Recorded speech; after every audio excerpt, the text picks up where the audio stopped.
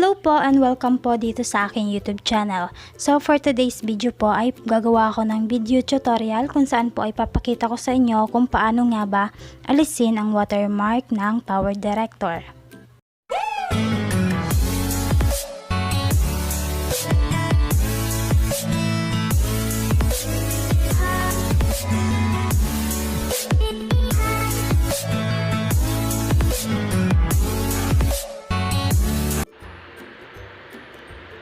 And ayan po, pagka-open natin is lalabas itong activate and not now. Para sa activation po ito ng watermark.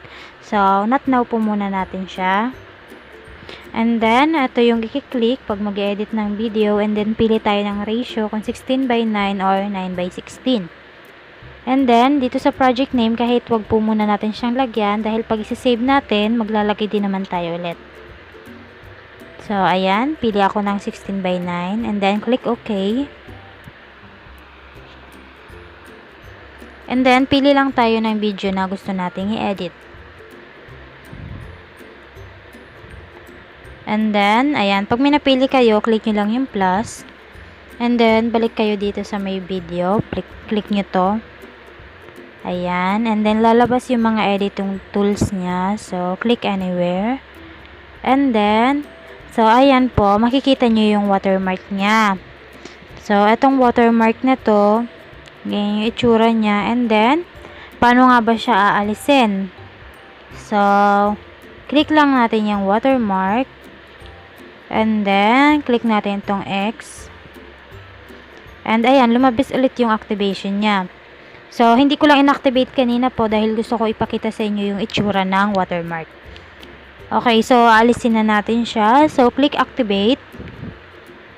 And then, kailangan nyo pong mag-input ng activation code. So, ayan, screenshot nyo na lang po kung gusto nyo para maalis yung watermark ng inyong Power Director. So, dito, type lang natin. Capital letter po lahat Letter P, M, Y, Z, H, B, W, E. Done.